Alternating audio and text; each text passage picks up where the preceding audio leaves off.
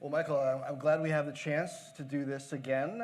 We've been able to speak quite a few times for CNBC, and this conversation I think comes in interesting times. There's a lot of ground that we can cover when we're looking ahead 10 years, as you have been at Dell recently, and then just looking at the landscape, not only when it comes to technology and data, but when it comes to geopolitical forces.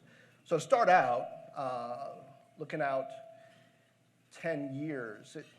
10 years ago, people were talking a lot about Dell and HP kind of locked in this head-to-head battle to see who was going to build this enterprise mega company. Right now, Xerox wants to get together with a piece of that old HP. You think that's a good bet for the next 10 years? Well, I think they're struggling to find a way forward, and clearly our business has transformed pretty significantly in the last 10 years to be by far and away the leader in enterprise infrastructure, both hardware and software. And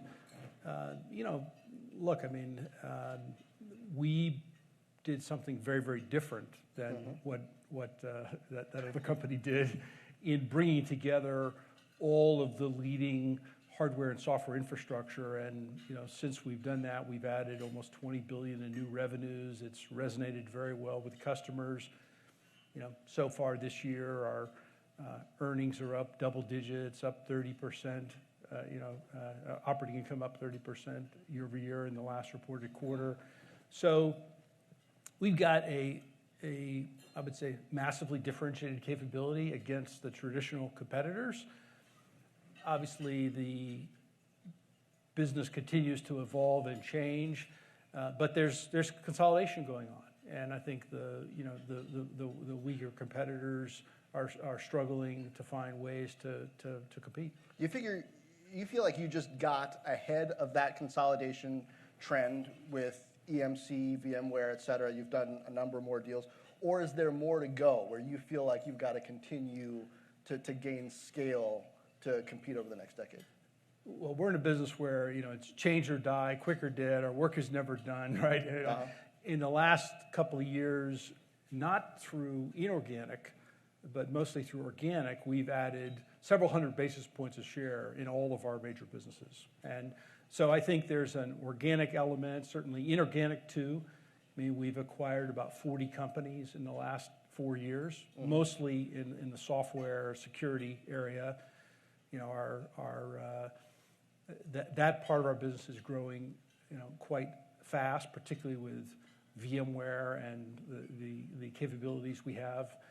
And yeah, it's got to continue to evolve, and it's also alliances and partnerships, minority investments in emerging companies that we continue to make, probably one a week in terms of new companies that are out there on the horizon. And all organizations are having to deal with this absolute explosion in the amount of data that they have. And if you step back and you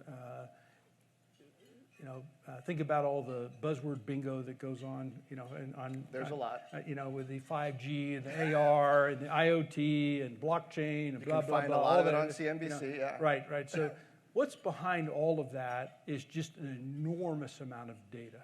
Yeah, I mean, you said, I believe you've pointed out that 2007, the year the iPhone came out, it was estimated cellular data traffic in the U.S. was about 86 petabytes a year, and a lot of people think that in 10 years, there's going to be that much traffic every 10 minutes. That's right. And so if you think about this world of pretty much everything in the physical world becoming intelligent and connected, and all of those things generating data, then the objective function question really has to become, how do we turn that data into something useful to create better outcomes for humans, right? And create better results in education, in healthcare, in energy and environment, in every business. Every part of society kind of has to reimagine itself or reinvent itself. And of course, all sorts of new tools and technology are required to do that. And by the way, if you think it's changing fast now, it's just going to go faster, right? You've called yourself a technology optimist. Yes. Along those lines, when it comes to what technology can do to not only lift people like Michael Dell, who started a company in his dorm room and has become a billionaire with a multi-billion-dollar company, but those around the world. But I wonder if we're in a period now, you think, of technology cynicism, particularly when it comes to data, and the ways it's been used to amplify even the negatives in human behavior. Are we in a cynical place to some extent in the way people are looking at technology?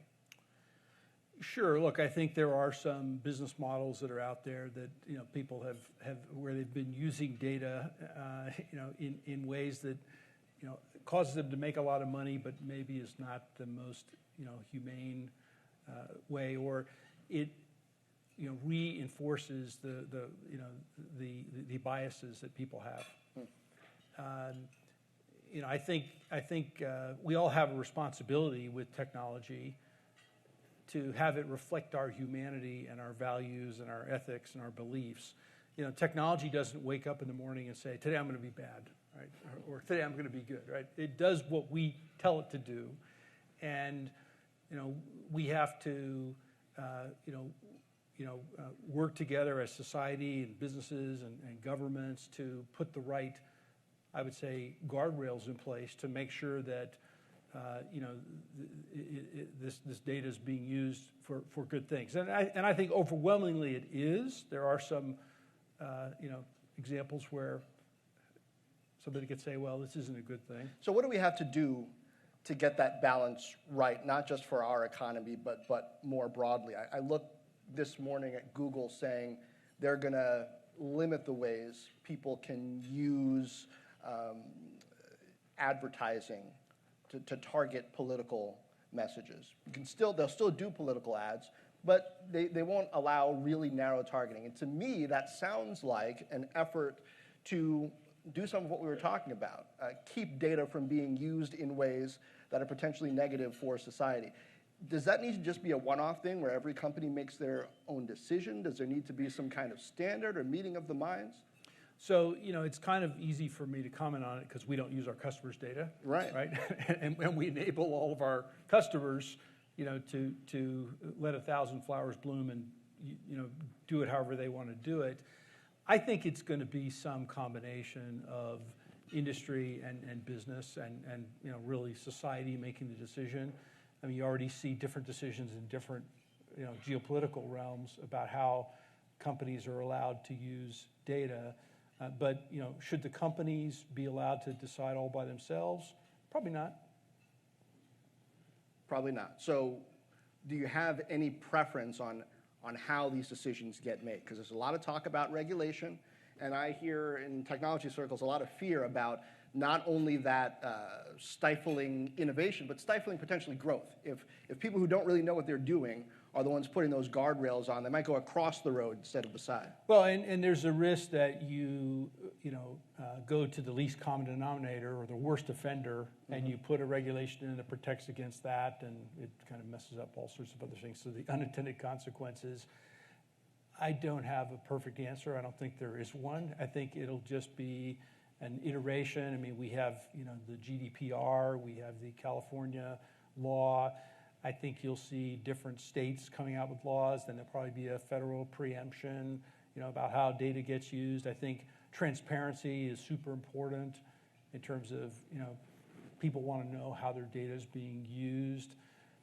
But, again, some of these companies that have created business models where, if you want to believe something, you go online and you'll find a lot of people who believe the same thing. The internet is a confirmation bias reinforcement machine. Which is dangerous. I want to talk about China. Yeah. You've got a lot of experience there, done business there. It's hard to see what's going to happen between us and China next week.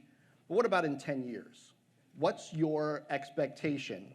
And in a way, I think it's easier to look out 10 years. What's your expectation of where our trade relationship is going to be in 10 years, whether our technology systems are going to be compatible in 10 years, or if we'll have to, in effect, create a couple of different internets? So, because of the trade conflicts, we have had to take a number of steps to ensure continuity of supply for our customers, and we've been able to do that, and we have a flexible supply chain, and so, check, that's really important. How long did that take?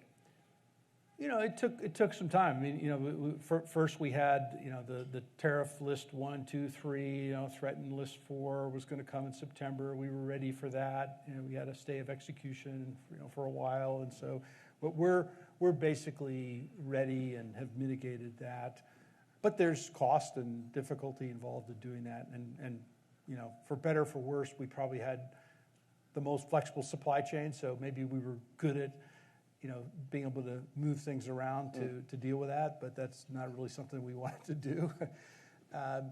But we have to be ready for either scenario, either a bipolar world where you have a China-centric and a U.S.-centric. But if I'm the Chinese government and the U.S. government, and I run out the NPV calculation of a bipolar world versus something else, the bipolar scenario is really bad. For both? Especially for China. Why especially for China?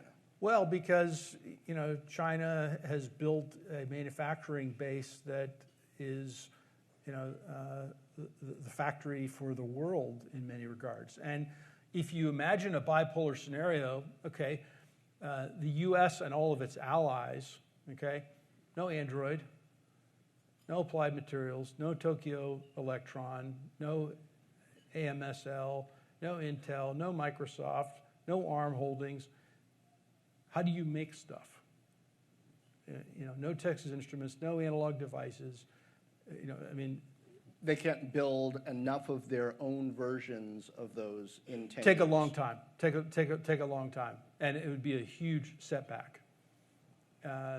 And they obviously know that. That's why they're trying to, build the alternative while they're trying to negotiate a deal.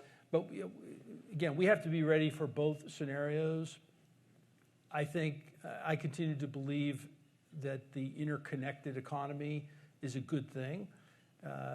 There have been problems in the existing system, and that's where the negotiation is.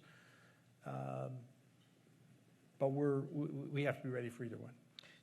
Do you think that these problems are solvable in the intermediate term, particularly when it comes to intellectual property? Because there are not just charges, but there's evidence, documentation of China putting a lot of weight on U.S. companies to hand over IP in order to do business there. And the Trump administration now is saying, hey, that's got to stop. The overall rationale seems to be, if we don't deal with this now, our trajectory over the next decade is really in danger. You have to have enforcement mechanisms, and it's a difficult thing. So I don't have a perfect answer for you. And we also have a substantial business in China selling our products. Mm-hmm. And there are a lot of products that we sell in China for which there really are no Chinese replacements, right? And they're super valuable to those customers, and they want to continue to buy them. And we want to change the way you sell in this environment? Well, there's nationalism at play in China, for sure. And so it affects us. How? They're buying, they're leaning more toward the local brands. So what do you have to do in response? You sell more in the areas where you're highly differentiated, mm-hmm. and you make adjustments as necessary to continue to run a healthy business. We want to talk about Austin.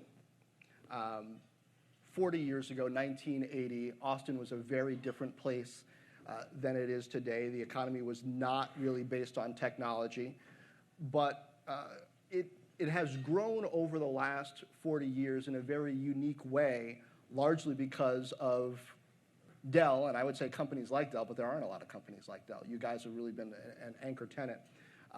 Just this week, the president was in Austin with Tim Cook. He's in your house. He's in your backyard saying it's the second most important location behind Cupertino. How much of that is good for you? Is it all good for you? When you think about the next 10 years of Dell in Austin, is your impact different, less important, more important, what? So, we have 157,000 people, as we said earlier, in the company, maybe 18,000 in the Central Texas area. So it's important to us, but it's not, a huge percentage of our global workforce. There's 150,000 students within a 100-mile radius of Austin. And this is why lots of companies are moving to Austin. It's a very attractive place to hire and recruit young people. We don't see a lot of people moving to the other companies from our company. Really? And do you see a lot of companies trying to take your people? Well, I think they figured out what we figured out, which is that stealing people from all the other companies just doesn't work. And so what you have to do is hire them right out of school and train them up. Okay. So that's what they're doing. If you just think about the labor shortage in our industry, right, you can't solve the problem by rotating people around the existing companies. You have to increase the supply by looking to non-traditional sources, diversity and inclusion, hiring people early in their careers, even going, into elementary schools and middle schools, and talking about careers for girls in technology. And you've got to widen the pipeline of available candidates, and that's what all the companies are doing. Is there an inequality lesson in that?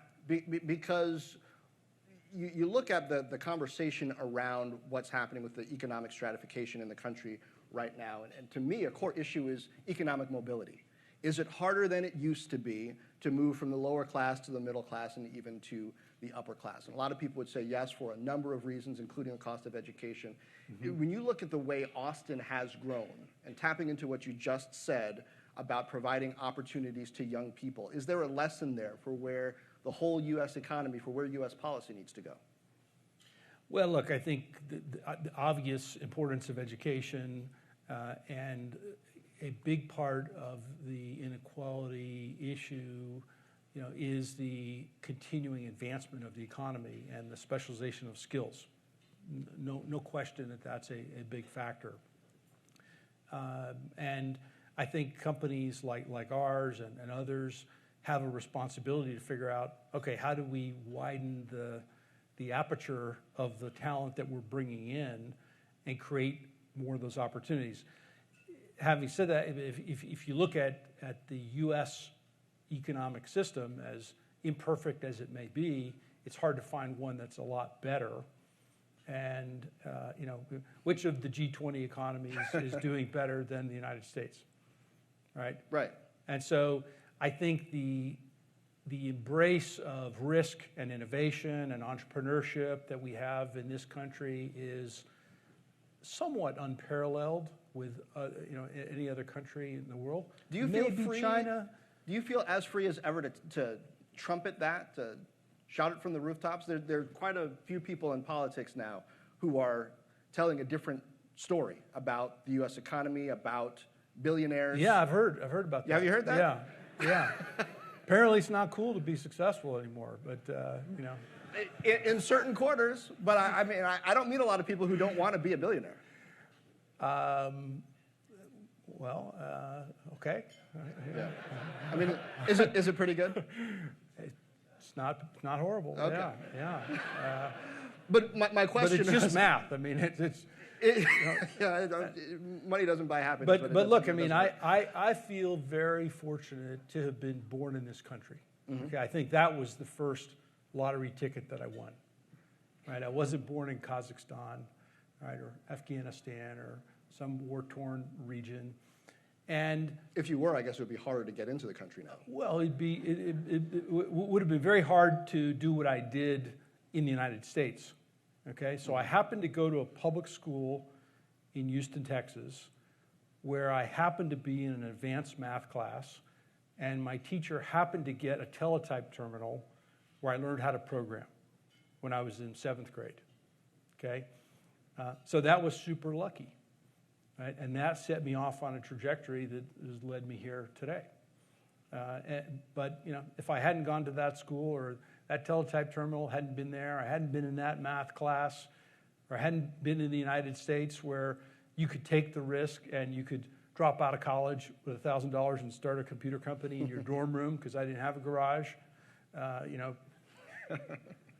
there you go. So yeah, I feel very lucky, and I think the entrepreneurial engine and the risk and innovation engine we have in this country is the envy of the world. And I mean, if you look at these companies that have been created that are world-leading companies, I think pretty much any country in the world would love to have those countries. Those companies. Sorry, those companies, Yeah. right. Yeah. Among the goals that you set for the next decade, I believe you said you've targeted that your workforce will be 50% women, your leadership 40%. What are the numbers now, and what are you going to have to do to make that happen in just 10 years? Yeah, the numbers now are kind of in the 30s overall and in the high 20s on leadership. So that's a big move in 10 years, assuming you also hire a man or two. Yeah, well, we'll promote. Most of our leadership is promoting, and right. But even the overall workforce, if you're in the 30s and you're looking to get to 50%. And look, it's not the first time that we've set stretch, ambitious goals for ourselves. Mm-hmm. So we did this about 10 years ago with our Legacy of Good, and we set a whole bunch of goals for ourselves. How did you do? We did really well. We first of all, the important thing is that when we set those goals, we didn't know how to do them. Okay, we had some ideas, but they were stretch goals that caused us to invent things and create things to cause it to happen. And the vast majority of those we achieved ahead of schedule. And here it is again with diversity, inclusion, sustainability. We've set a goal for 1-to-1 recycling. Right, which is very aggressive. And yeah, we've been a leader in that, and do we know exactly how we're going to do that 10 years from now? No, but it's the right goal, and we'll go invent things and create things. So maybe a better question versus exactly how are you going to do it, because you said it's an ambitious goal, you don't necessarily know how. What's your process that you have in place for figuring it out? What did you learn from the past 10 years and the goals that you were able to hit that you didn't know how you were going to hit 10 years ago that helped you set these goals and is going to put your process in place for reaching for them? Well, it's relatively simple at a concept level. You sort of say, okay, here's where you want to be in 2030, and here's where you are now. Well, what has to happen in each year to be on that trajectory? And let's get all the ideas on the table. And it's a lot of experimenting, testing, failing. Something didn't work. Oh, let's try something else, and continuing to make progress all along the way, and sharing the learning with other companies, because we're not the only company that is embracing social impact. I think it's actually great that more and more companies are setting ambitious goals for themselves. I mean, if you think about all these things in the context of, let's say you are involved in running a company and you lay your head down to go to sleep every night, and you think about, well, why are we doing this, right? And what's the impact in the world? You sort of start to reflect on these things. And, it's actually quite powerful inside a company to set these ambitious goals, and people feel that what they're doing really matters, and they have a purpose to their work beyond sort of, oh, I get a paycheck, and yeah, I'm engaged, and we do good stuff. But it's like, no, this is really important, and we're doing something that really makes a difference in the world. How much of achieving the goals is concrete incentives, bonuses for getting there? How much of it is people knowing Michael Dell is actually paying attention to how much the needle moves? I'm getting an email, I'm getting a tap on the shoulder if that number moves up as opposed to down. Yeah, it's all of that. So we have a whole process and motion inside the company for all these things, and I am quite involved in them to inspect and look at the plans and if we're not making progress in one particular area, I mean, you can do pattern recognition pretty easily on this stuff to say, well, okay, what are the enablers? How do you grow the pipeline? How do you make progress? And people are generally motivated by wanting to continue to succeed, and everybody sort of gets with the program, if you know what I mean. So, yeah, boss. I can imagine that's what they say. We don't come up with these things in a vacuum.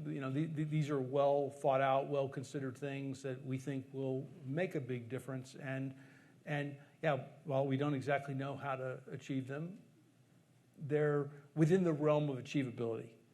Single biggest danger you see to the U.S. economy over the next 10 years? It's probably some I don't know, some self-inflicted wound or some unexpected alpha particle from space.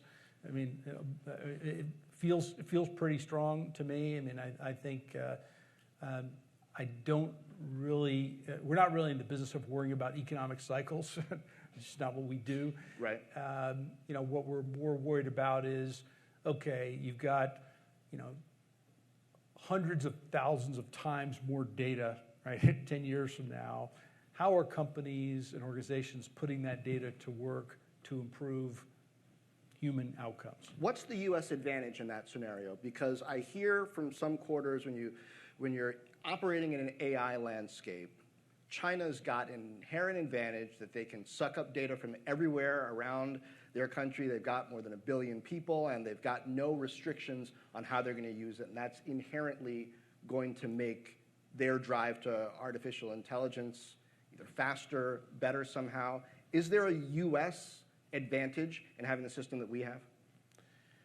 I think both systems can succeed, and even if you don't have a separation of the economies in a trade sense, it's likely that those are the two economies that do the best over the next 10 years. Just in general, or because of AI? Well, I think look, AI is just the latest wave of technology, right? So, it's the maybe it's at the top of the buzzword bingo pile right now, right. But it was open source, I guess, right? Yeah, and it was the internet, and a long time ago it was plastics or electricity, When we're sitting around the campfire, it was fire, right? Look at this technology; it's amazing. Was that a reference to The Graduate with plastics? Was that? Sure. Okay. Yeah. But if you have data and you're not using AI to, get better insights from your data, you're doing it wrong, right? And the problem's going to get worse and worse because you're just going to have mountains and mountains of data. How much of your workforce, how much more do you expect is going to be outside the U.S. in 10 years than is today? Good question. About half of our business is in the U.S. and about half is outside the U.S. We've grown quite nicely in emerging markets, but the U.S. still has the predominance of economic activity in technology-centric businesses and activities. I think there'll still be quite a large workforce here in the United States, and we for all the challenges that we have, there aren't a lot of places that are better to invest. Now, I can't believe I've gone this far into a conversation with Michael Dell in 2019 and not uttered the words 5G. There's another buzzword. Yeah, I mean, they're gonna take my badge, my tech reporter badge, on the way out and burn it. Take away your union card. Yeah, there you go. So now I'm going to ask it. What is the impact of 5G on that data explosion that you were talking about, on the way you strategically plan for where Dell is going to invest, even geographically? Are you watching which countries, which regions are being more aggressive about turning on 5G and using that as a signal for where economic growth is more possible? Well, I'm like giddy with excitement about 5G, and the reason is it's not so you can talk on the phone faster. Right. It's all about the data and all these intelligent connected things. And there's also, underneath the covers, a separation of the hardware and software with virtualization, which we happen to be very good at with VMware in creating, these virtual,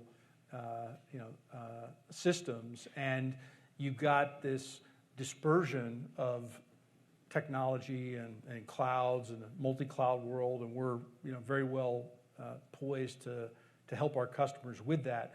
But 5G is like a massive accelerant in everything that's been going on, and it's going to connect everything and create an incredible explosion of data, and it will be a platform on which tons of new innovative companies are built. And that's what I'm and existing companies will have to reimagine themselves. So if you look at the crop of new companies that you talk about on your show, that are 10 years old, that are starting to emerge, let's say in the public markets, those companies were built on top of 4G, and they couldn't actually have done what they were doing on 3G. It just wasn't possible. So there's maybe 100 companies that have been built on 4G that are worth over $1 billion each, approximately. Okay? Yeah. And if you follow the learning curve, you'd say 5G,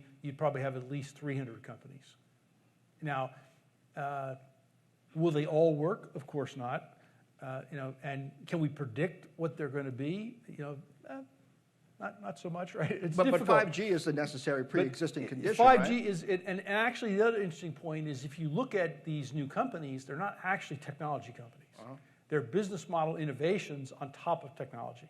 And so that's going to go into kind of hyperdrive with 5G, and all the existing companies, they have some advantages and disadvantages. One advantage they have is they have a ton of data and they have a ton of customers, but it's like an expiring value asset where they have to quickly figure out how to use the technology to reinvent themselves, or else either a peer company will come along and do it, or one of these new entrants will come along that doesn't have the baggage, and they'll come up with a new algorithm, and they'll be one of these really bad people who's super successful. Awful. Horrible to be successful. Apparently that's not cool anymore.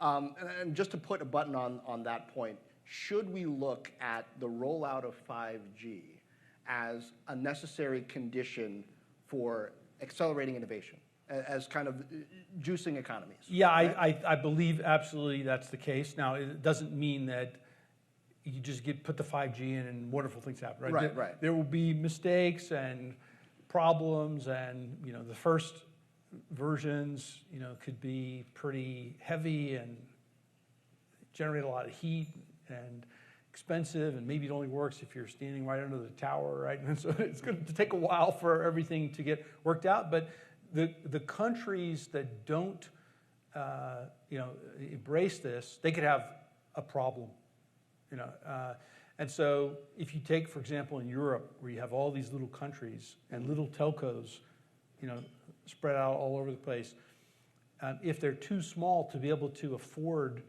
to be able to put this in, I think you could see those economies, have the risk of falling behind. Are we in the right place, the U.S., having the big carriers that we do and their level of investment, which we've seen up to a point? I have a lot of knowledge of what the big carriers are doing in the U.S. and also Vodafone in Japan and Korea, and I believe so, and I believe it's important, and it will lay the foundation for the next 10 years of, I think, fantastic innovation. But yet, as you know, there's a lot of capital required. It's not a game for the faint of heart. That capital's got to come from somewhere. Yes. Capitalism sure helps. Well, Michael, I could talk to you for a long, long time, but they scheduled our conversation for a finite amount of time. I had a lot of fun. I appreciate it. Thank you, John. Thank you.